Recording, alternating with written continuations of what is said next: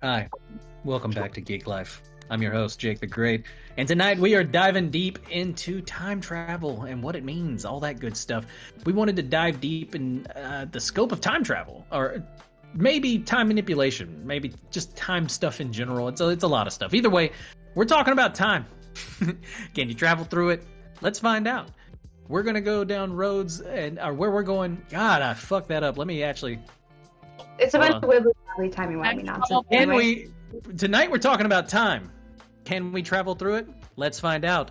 But where we're going, we don't need roads. Doodler, time to run that intro. Fucking nailed it that time. Whoa! Crushed it!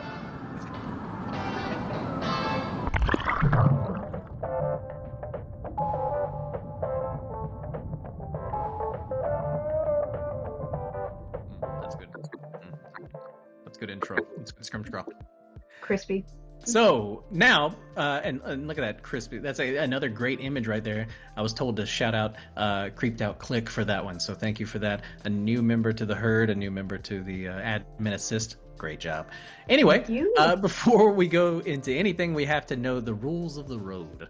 We aren't the writers of Futurama here, which if you don't know, almost every one of those guys hold a PhD.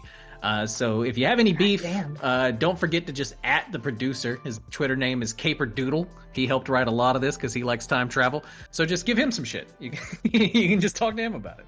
I'm sure he'd love talking about it because he got pretty excited writing this up. So let's start with kind of a broad question here. When you hear time travel, guys, what is the first thing that comes to mind? How do you think time travel works?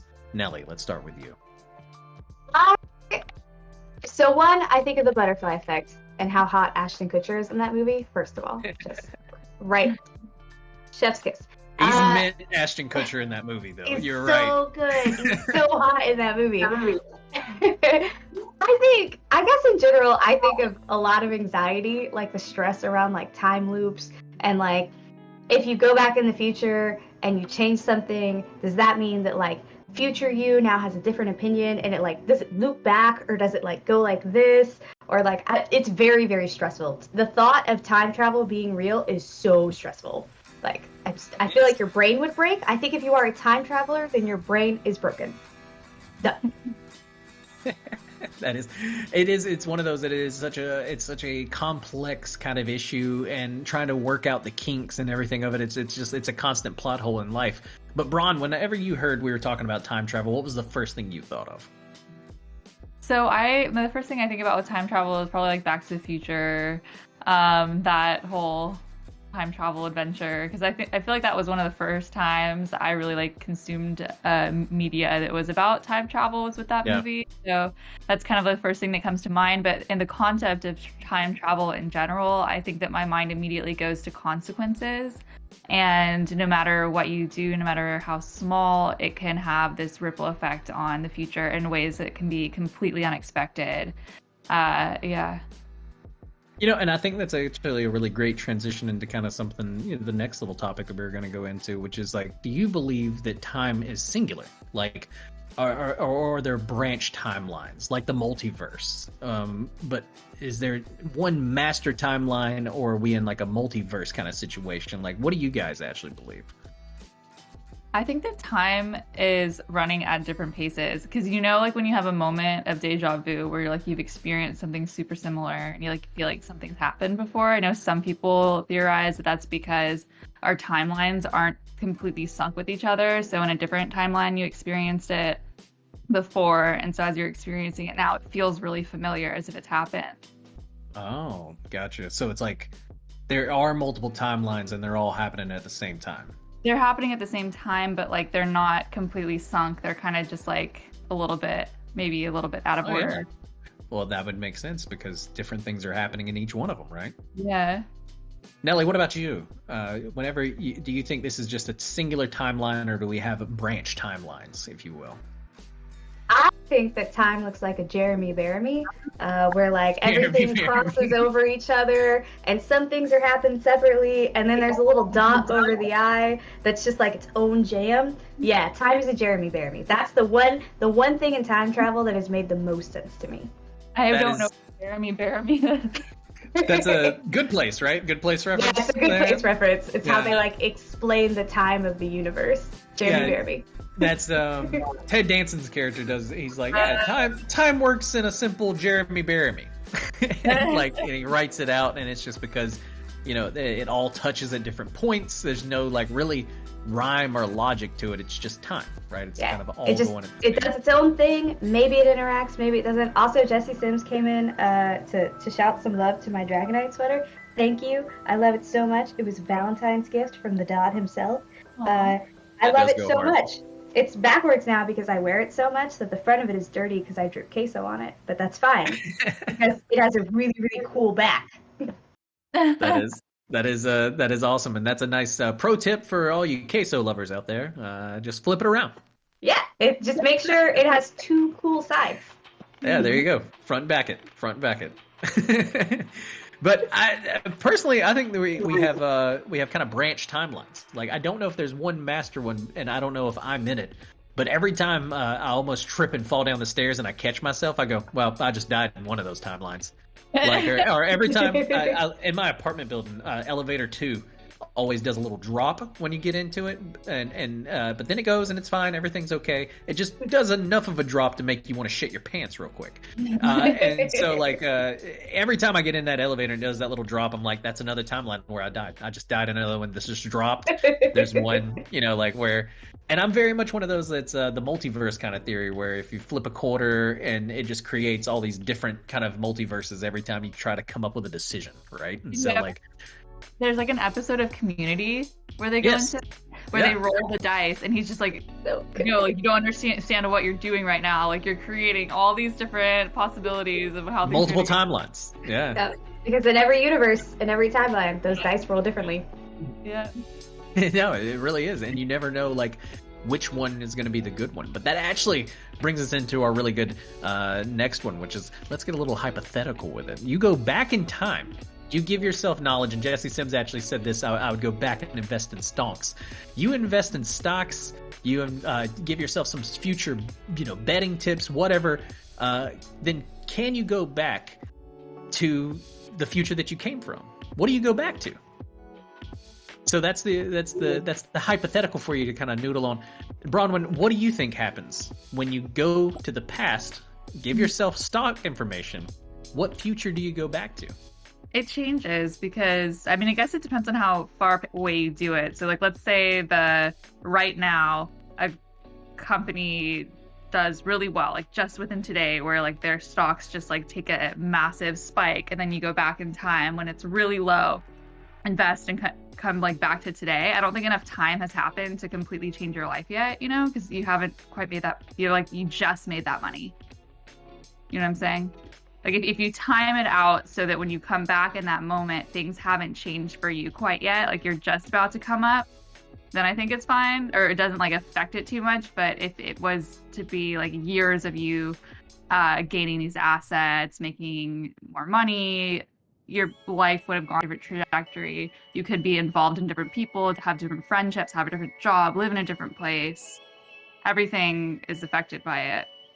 But I think if you did time it really well, then you could come back and your life hasn't changed too much. Yeah, so Cape actually shouted it out. I'll give you guys a little bit more background. I had this realization while I was thinking about this deep dive, that in Back to the Future, when Biff goes back, gives himself the sports almanac, and then, we get to see this new future where Biff is basically Donald Trump. He has the giant towers. He has all the money. He's doing well. It begs the question then, did old Biff just disappear after he gave young Biff the almanac? Because that old Biff that went back in time then never existed. And so that's why I'm kind of asking, like, do you go back to the future? And can you go back to the future? Because now you've inherently changed the future. So the you that would have went back to the past is no longer here. And Nelly, you look like you're loaded up with something. What are you thinking on this whole, can you go back to the future? What do you go back to? Do you just vanish? What's happening there? So this is where I get so stressed out, because I think that this is like a branch decision, right? So you're here, and then there's a version of you that makes that decision to go back, and then there's a version of you that doesn't, right? That just lives life normally, and that version is the one that continues on. I think that this version is a different person. I think that this is like a different timeline that has a completely different life that like goes back and then never even touches this again. Like just totally new, totally different. Like I think you don't go back because I think that you can't go back because now your future is different. You never get to touch your timeline again when you make a decision that changes that from the past. So if your timeline, you say like from your, let's call you the main, even though there may not be a single main, but I make no deviations in my past. The first one that gets to fucking time travel, I think that's the one that gets to call themselves time Jake 1, right? Variants. Yeah. like the Jake that discovers time travel, I'll give him the ability to say he's Jake 1. And when he goes back to now and tells me, like, hey, man, you need to invest in fucking Roblox. It's about to take over the world. Then I know that, like, okay, well, then that's going to happen. But then I don't become him, right? So then he has, like, nothing to go back to. And so, like, I've always just found it fascinating that just what happens to that variant? Does it just disappear? When they go back, do they run into me, like, at the same age as them? But just successful, and now I'm just like, hey, old man, got your life, blah blah blah,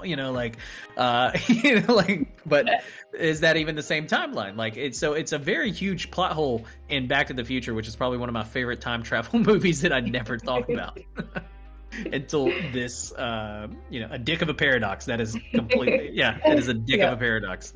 But speaking of kind of paradoxical thoughts or whatever, we touched on the butterfly effect earlier. Are both of you familiar with the butterfly effect?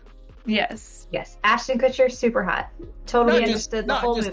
Not just Ashton Kutcher. But if you step on a butterfly, like if you go back in time, like that one tiny thing, like there's a different movie that does that. It's like it basically is about dinosaurs. Like, oh, I'm gonna go back in time and do dinosaurs. She steps on a butterfly, and then the future is ruined. Destroyed. Well, that is most, even Back to the Future deals with the butterfly effect of Marty McFly disappearing by fucking up his parents getting together because his mom finds him hot, right? And so, do you guys think you can time travel without drastically changing the future? Like, is time travel possible without destroying what your future, essentially? I think so.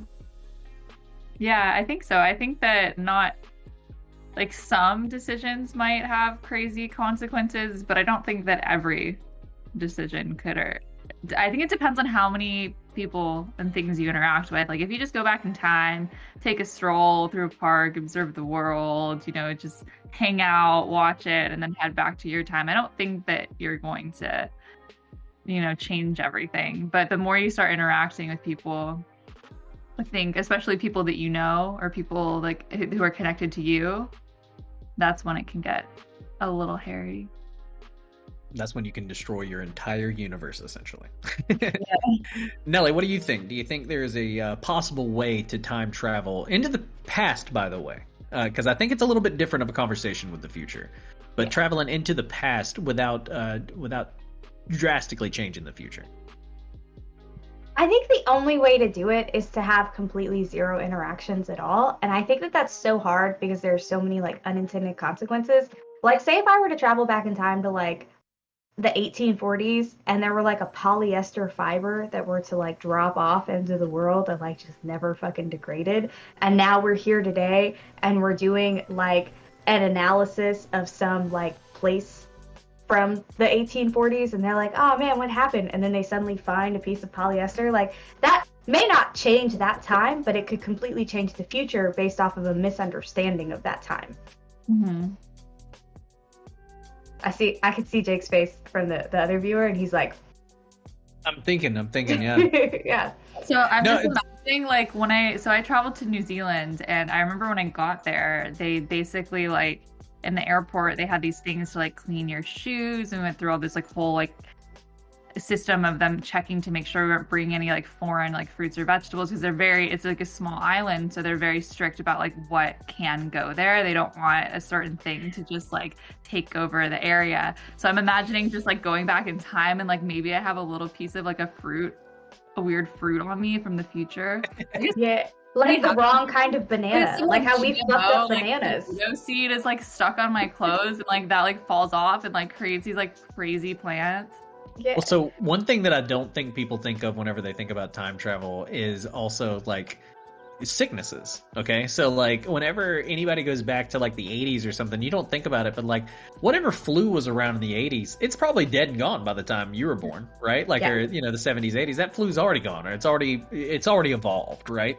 But that doesn't mean that it can't kill you from the future. Like, or like we bring them COVID, or you bring them COVID. God. Yeah, that was literally the whole most recent 2 South Park movie specials they did about COVID on Paramount Plus. Was literally about Kenny McCormick trying to go back to the beginning of the pandemic to stop COVID, but then it ended up that because he went back to try to stop COVID while being positive for COVID, that he then gave COVID to people. No. And so it's a very like weird time paradox right there. On like, so if you do go back, which that's it Back to the Future touches on it. Futurama touched on it, because I don't know if you guys know this, but Philip J. Fry is his own grandfather. Yeah. Which it's like you think that's like, oh no, like crazy, like people automatically go to incest, but then like when you're really like laying out the timeline, it's like she wasn't technically his grandma yet. Like, and so that's the craziest thing about Futurama. And anyway, I'm just gonna say this right now because I feel like we touched on this a lot. We talked about it in Back to the Future. Chemically, in your brain, there is like a biological need to separate yourself sexually from somebody who's too close to you biologically, right? Yeah. Like chemically, you are not supposed to be attracted to the hormones of somebody within so many like levels of distance to you. And the way that time travel movies just be fucking with us, it fucks me up. Yeah. It fucks me up. I thought it was always a weird point in Back to the Future, because it's like come on, like it's like the grandma, and I think they tried to make it more palatable in Futurama by making it his grandmother. 2 levels. They were like, yeah, let's give it one more layer of separation. Those hormones be broken. Broken hormones. Whole family destroyed. But when it comes to, I guess, I was trying to think, what was that other time paradox one? But time loops, actually, because I think Creeped Out Click had brought it up. What about time loops, like Groundhog's Day, Edge of Tomorrow, Palm Springs? What do you think about those? Do you feel like, as far as time travel, where did they fit in?